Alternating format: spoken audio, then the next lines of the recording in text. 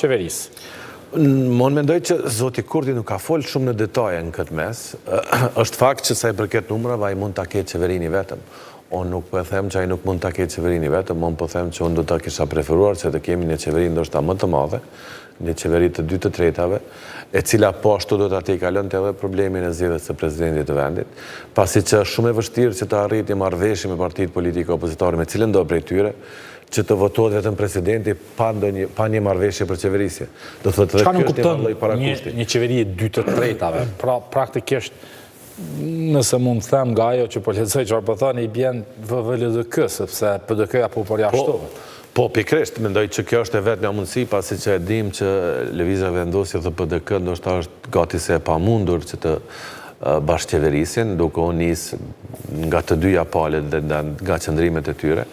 Dhe mendoj që ndoshta probabiliteti më i mundshëm do të ishte që eventualisht kemi një qeveri Lëvizja Vendosje dhe LDK. Pse është e mundshme tash, zoti Aliaj, kur sonte ne e kuptuam, nuk e di nëse keni parë që LDK ka caktuar 31 janarin si datë kur da e mbledh kuvendin. Pra, ka një vëd besime quajnë për Lumer Abdigjikun që ofroj dërheqe, për tash do e shojnë nëse delegatët do ja aprovojnë apo jo. Pse është ky favor politik i pjekur, le të themi, që të ndodhë kjo që po thani? Shiko, nëse e merr për bazë postimin e fundit të zotit Abdigjikut në Facebook, ku ai flet për këtë manipulimin e votave në listat zgjedhore, i cili ka ndodhur edhe në shkurt përndryshe në partinë e tij dhe nuk ka bërë asgjë, ai flet për hapat që do të merr partia pas këtij kuvendi. Do thotë ai është i bindur që çdo gjë është e përfunduar, ai do të qëndrojë në lidership partisë dhe nuk do të ketë asnjë ndryshim. Do thotë ky është lajmi për mua i djeshëm nga i postim, dhe në bazë të zhvillimeve në parti, ndoshta edhe në bazë të këtij takimi sot të kësaj kryesie,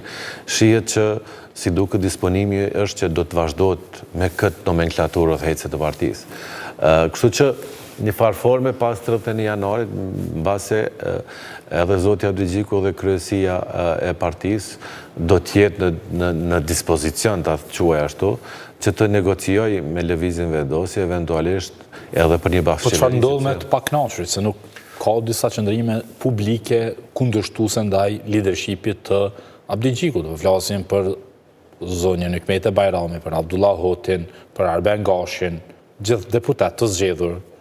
Mendoj që 2 kanë qenë deklaratat publike që kemi pas paku, kjo e zonjës Bajrami dhe ajo e zotit Hoti. Edhe në kaluarën ka pas raste të tilla, është normale që në parti politike të ketë zëra të ndryshme. Natyrisht. Mirë, po në momentin kur vendos shumica atij kuvendi, këta mund të mbajnë qëndrime kundër prap, mirë, po ka vendos shumica dhe duhet i bashkangjitet atij treni. E njëjta nga ndodhur me zotin Hoti, edhe nëse nuk gaboj pas zgjedhjeve të shkurtit, ai kishte kërkuar po ashtu përgjegjësi nga zoti Abdigjiku. Edhe kur nuk ndodhi ai prap mbeti aty, do thotë nuk është që kemi pas ndonjë ndryshim të madh sa i përket asaj. Kështu që mendoj. Çfarë do përfitonte LDK-ja nga një koalicion që t'ju kthehemi? Unë prap nuk dua detyrimisht bazohem vetëm në interesat partijake, mirë po mendoj që është koha e fundit që LDK të ndroj qasjen. Në qasjen bllokuese që e kishte në të kaluar në kuptimin bllokues që të mos shkoj as me një rëmpal as me tjetrën, pa që nuk është e suksesme, kështu që duhet një veprim alternativ, dhe mendoj që veprimi alternativ është ai që të konsiderohet një bashkëqeverisje, dhe do të përfitoj shumë pasi që do të ishte pjesë e qeverisjes. Ideja e funksionimit të partive politike dhe ekzistimit të partive politike është të jenë pjesë e qeverisjes, jo pjesë e opozitës. Kështu që nëse mundësia është absurd që të mos konsiderohet si opcion, dhe mendoj që edhe për vendin është e rëndësishme dhe do të ishte mjaft jetike për të ardhmen tonë, sidomos këtë vit mjaft të problematik edhe në aspektin ndërkombëtar që të kemi një qeveri të fortë, pse jo edhe qeveri 2/3. Dhe krejtësisht në fund po shohim që zoti Kurti megjithatë ka një farë komoditetit përgjithshëm. Pra ai nuk u përgjigj as për votat e manipuluara dhe brenda partisë së tij që ishin qindra në Prizren, pra nuk është se nuk kishte ndodhur vetëm me PDK ose LDK, por edhe në vetvendosje, thashë të përqindjet dallojnë, por le të themi hajnia është hajnia, po jo. Po, ndoshta këtu është strategjia e Lëvizjes Vendosje, pasi që është që në përqindje nëse shikohet mirë po edhe numër, janë PDK dhe LDK që kanë probleme të madhe sa i përket këtyre votave.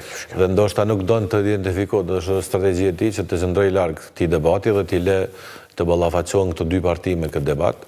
E thamë që dim për fakt ato që kemi pa edhe pas zgjedhjeve të shkurtit të vitit kaluar që LDK ka pas zëra shumë të ngritur sa i përket manipulimit të votave. Edhe nuk është që është bërë diçka. Edhe kemi pa që ka pas kërkesa specifike të anëtarëve të kryesisë partisë të bëhet diçka. Mirë po ata nuk kemi pa që kanë bërë ndonjë hap. Tash kemi një qëndrim të zotit Abdixhiku që premton që pas 31 janarit, se pas kuvendit të punës që kanë të caktuar, do të ketë veprime konkrete, mbetet të shihet cilat do të jenë ato veprime dhe prej tyre. Mirë po, mendoj që prap Lëvizja Vendosje dhe kryetari Kurti, kryetari Lëvizja Vendosje në këtë rast, mbase duhet të ketë një reagim edhe për këtë procedurë, pasi që është shumë e rëndësishme dhe janë pjesë e rëndësishme këtij procesi dhe ata, dhe në anën tjetër, shohim që në komunën e Prizrenit edhe tek ta ka pas një devijim mjaft të madh të votave. Absolutisht.